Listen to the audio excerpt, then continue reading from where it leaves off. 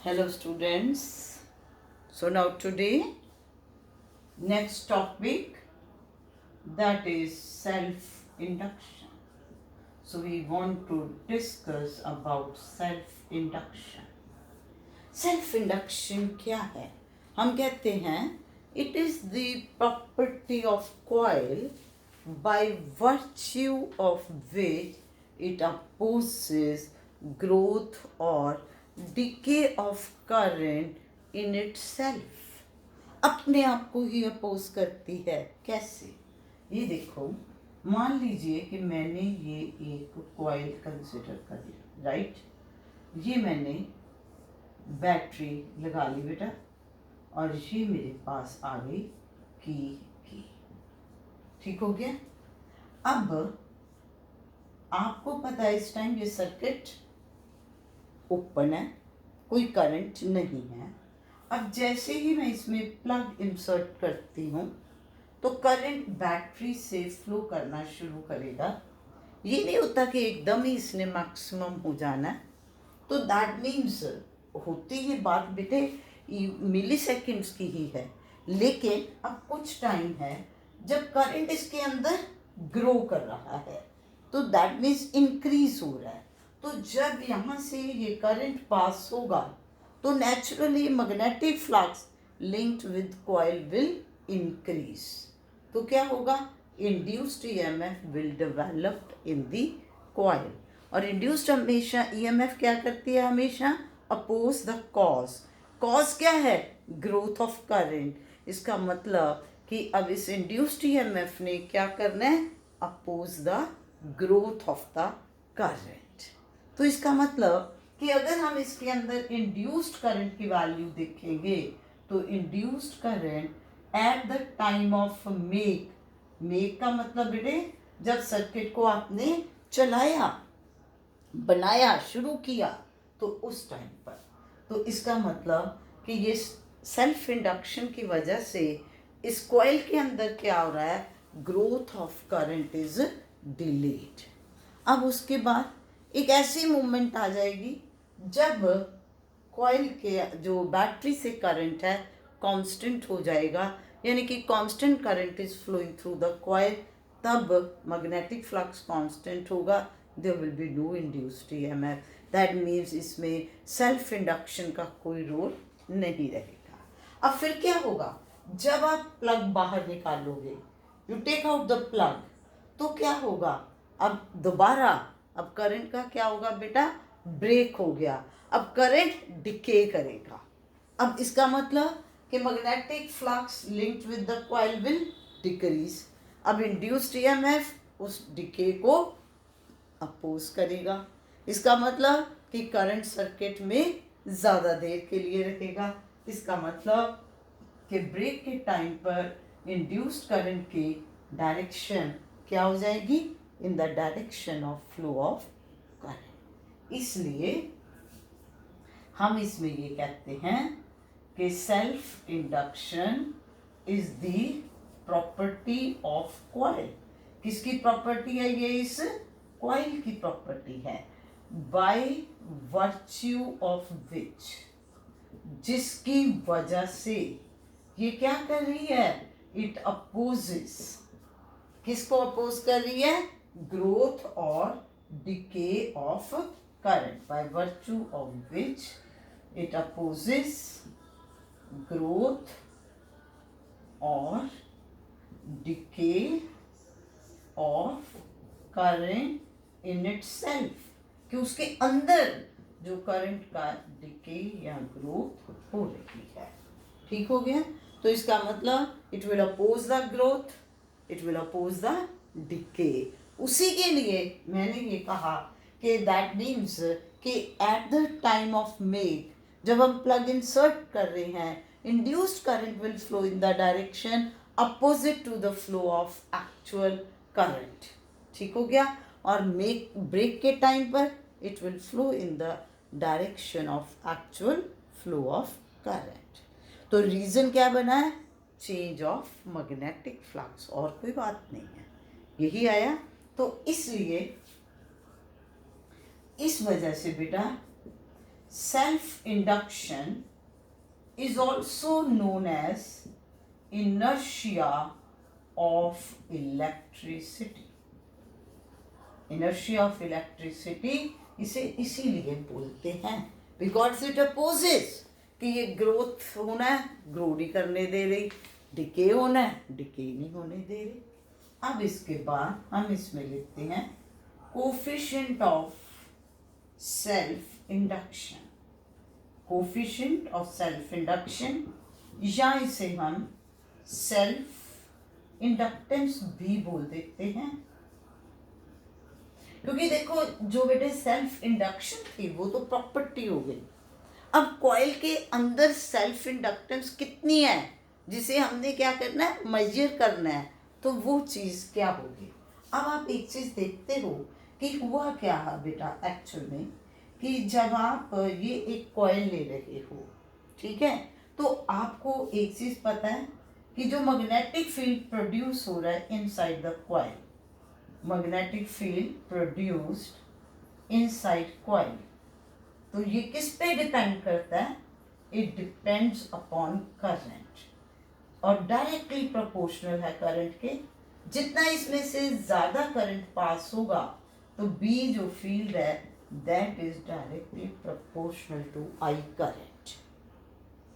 जितनी करंट की ज़्यादा वैल्यू होगी उतनी मैग्नेटिक फील्ड स्ट्रेंथ ज़्यादा आएगी। अब फाई मैग्नेटिक फ्लक्स क्या है, बी इंटू ए।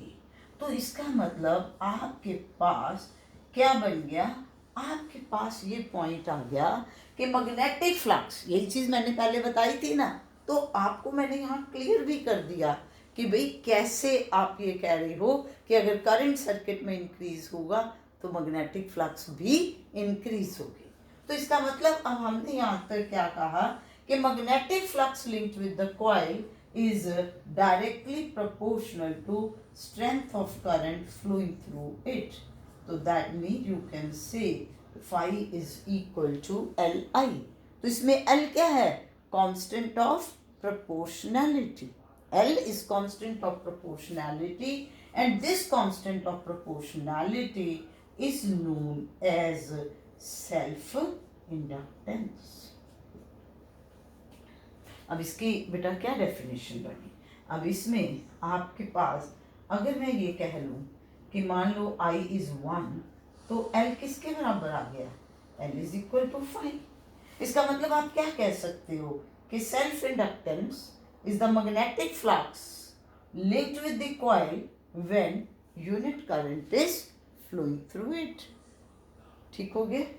तो इस तरीके से हम इसमें ये डेफिनेशन दे देते हैं। अब ये तो फ्लक्स के टर्म्स में हो गए, अब हम इसमें बात इंड्यूस्ड ईएमएफ की भी करते हैं। तो अब बेटा आप देखो, you know that induced EMF क्या है, rate of change of magnetic flux, तो E is minus d phi by D t, और नेगेटिव साइन डायरेक्शन के बारे में बताता है। That means if you are taking magnitude तो वो आपके पास क्या आएगा, d phi by D t, that means d by D t of L into I. अब एल तो कांस्टेंट है, एल ने तो टाइम के साथ नहीं चेंज होना, तो इसको क्या लिखोगे, L into d by D t of I. ठीक हो गया।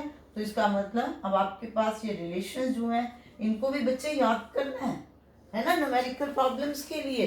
तो आपके पास आ गया E magnitude of induced EMF is equal to L into D I by D T.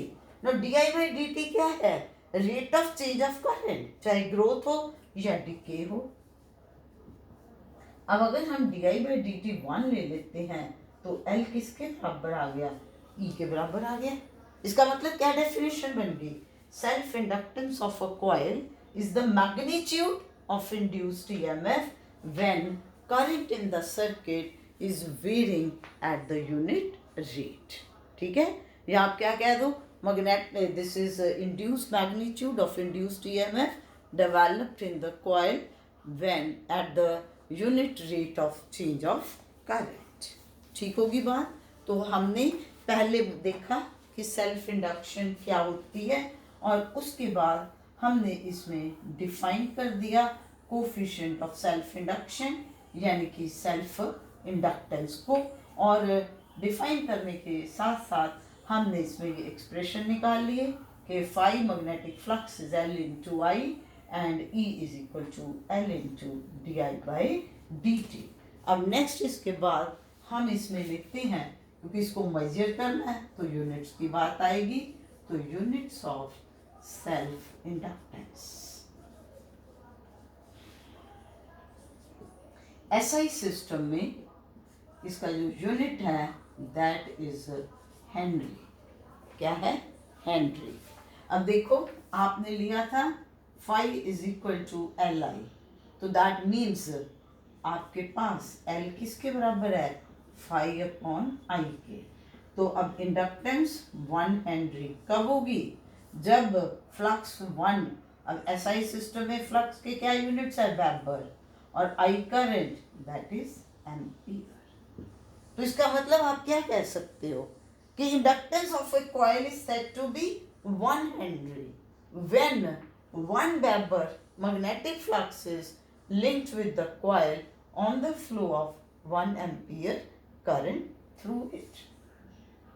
अब दूसरा ले लो, is L into di by dt, that means L is E upon di by dt।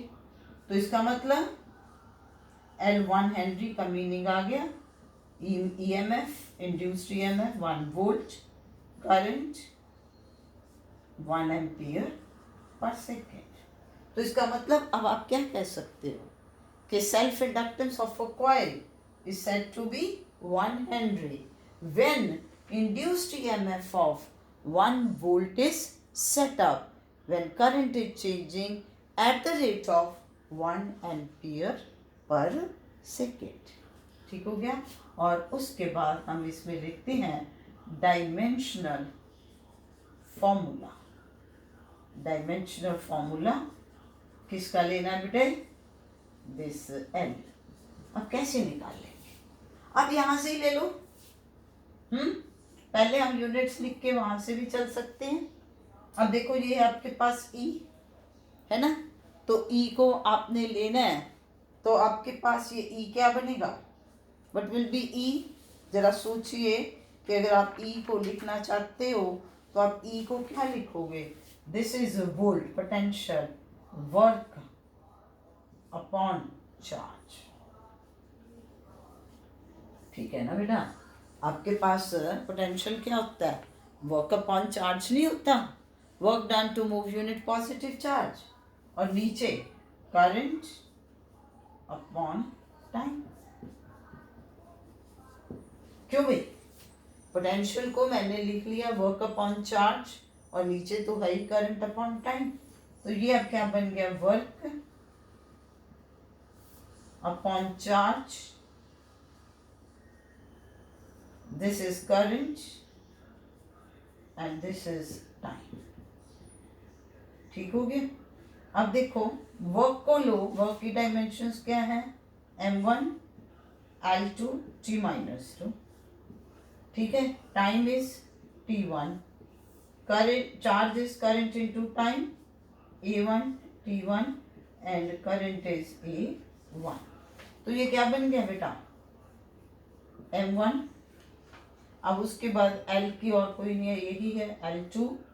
अब T का देखो, ये आपके पास था -2 + 1 minus, और ये भी ऊपर चला गया, यानी कि ये T1 से T1 में सीधा कैंसिल भी कर दूं तो इट विल रिमेन T -2, और A नीचे 2 है तो ऊपर जाके -2 हो गया। So that means the dimensional formula which you are getting for self inductance that comes out to be m1 L2 t-2 a-2। तो आज हमने अभी तक इसमें क्या सीखा है कि मीनिंग क्या है सेल्फ इंडक्टेंस का, क्या इसका रोल है। ठीक है ना? इसका रोल की बात की। अब इसके रोल को और एक चीज अपना माइंड में याद रखना है। क्या याद रखना है? कि बच्चे ये सेल्फ इंडक्टेंस का रोल सिर्फ और सिर्फ तभी तक है जब तक करंट की वैल्यू वेरी कर रही है। अगर सर्किट में से कांस्टेंट करंट फ्लो हो रहा है तब इस सेल्फ इंडक्टेंस की कोई मीनिंग, कोई रोल नहीं रहेगा। This is very important point जो आपको याद रखना है। अब मान लीजिए कि मैं ऐसे लूँ कि ये मैंने एक रेजिस्टेंस कॉइल लगा के यहाँ ये एक बल्ब B1 लगा दिया, दूसरा मैंने ये कॉइल लेके इसके साथ ये बल्ब B2 लगा दिया, और यहाँ पर मैंने ये बैटरी लगाई थ्रू दिस की। ठीक हो गया? अब ये इसने क्या करना है, इट विल ऑफर रिएक्टेंस। अब इसमें मैं ये ज़रूर कह देती हूँ कि रेजिस्टेंस, रिएक्टेंस या रेजिस्टेंस ही है ना, offered by inductor is equal to R. तो यानी कि जितनी रजिस्टर ये ऑफर कर रही है उतनी ये ऑफर कर रही है। ठीक है? अब मेरा क्वेश्चन क्या है, मेरा क्वेश्चन ये है कि ऑन प्रेसिंग की के, कि जब इस की के को प्रेस किया या सर्किट को कंप्लीट किया, which bulb will glow earlier, which bulb will glow earlier. और दूसरा चीज है विच, इनकी जो पावर है सेम है, this is also of 100 what, this is also of 100 what. Which bulb will have more illumination. तो क्या आंसर आएगा कि ग्लो पहले कौन करेगा और रोशनी किसकी ज्यादा होगी। अब बेटा पहले पॉइंट पे आते हैं। जैसे ही हमने इसको प्रेस किया, सर्किट कंप्लीट हो गया, करंट फ्लो करना शुरू किया, दोनों की रेजिस्टेंस सेम है, पावर सेम है, तो एक जितना करंट दोनों में से पास होगा। ठीक है? लेकिन जब प्रॉपर करंट मिलेगा तभी वो ग्लो करेगा। तो कौन सा पहले ग्लो करेगा? This B1। क्यों? क्योंकि जैसे ही करंट कॉइल में से पास होगा, जब आपने प्लग इंसर्ट किया तो उस टाइम करंट क्या हो रहा है? ग्रो हो रहा है। So it will take some time to reach to the maximum value, है ना, जबकि इसमें इमीडिएट हो जाएगा। तो इसलिए बल्ब B1 पहले ग्लो कर जाएगा, B2 बाद में। सो आप इसमें सिंपल आंसर दोगे कि bulb B1 will glow earlier, B2 will the glow of B2 will be delayed due to induced EMF developed in the coil। ठीक होगी बात? लेकिन अब उसके बाद है कि जब ग्लो करना शुरू कर दिया तो एल्यूमिनेशन दोनों की सेम होगी, क्योंकि आप पैरेलल में लगा रहे हो, you are giving same amount of voltage to both of them, दोनों की पावर सेम है, तो इसलिए एल्यूमिनेशन में कोई फर्क नहीं आएगा। ठीक है? तो ये एक कॉन्सेप्ट है जो आपको बता रहा है। लेकिन अब अगर मैं ये कहूँ इसी क्वेश्चन में मैं ये यहाँ तो लिखा था मैंने ऑन प्रेसिंग की के, अब लेकिन अगर मैं लिख दूं कि when steady current is flowing, when steady current is flowing, उस टाइम मैं पूछूं which bulb will glow earlier, तो आपका क्या आंसर आएगा? Both will glow at the same time, क्योंकि अब तो करंट स्टेडी हो गया। स्टेडी करंट पे induced EMF has got no role, कोई उसका रोल नहीं है, तो उसमें एल का कोई रोल ही नहीं रहना। ठीक है? तो इसलिए ये जो कॉन्सेप्ट्स हैं, इसमें जो पॉइंट्स हैं, उनको याद रखना है। अब आज आप क्या सीख के जा रहे हो कि भाई इंड्यूस्ड ईएमएफ कॉइल के अंदर कब है? उस टाइम पर है जब उसकी मैग्नेटिक फ्लक्स चेंज हो रही है, चाहे इंक्रीज हो रही है या डिक्रीज हो रही है, या उसमें करंट की वैल्यू इंक्रीज हो रही है at the time of make when plug is inserted in key, या ब्रेक के टाइम पर when plug is taken out from key. लेकिन when steady current is flowing through the coil, then this self inductance has got no rule. ठीक है, और next हम इसमें discuss करेंगे number of coils are taken in series parallel, self inductance, expression for self inductance of coil and all that. आज हमने इसमें basic understand की है. So thank you, thanks a lot.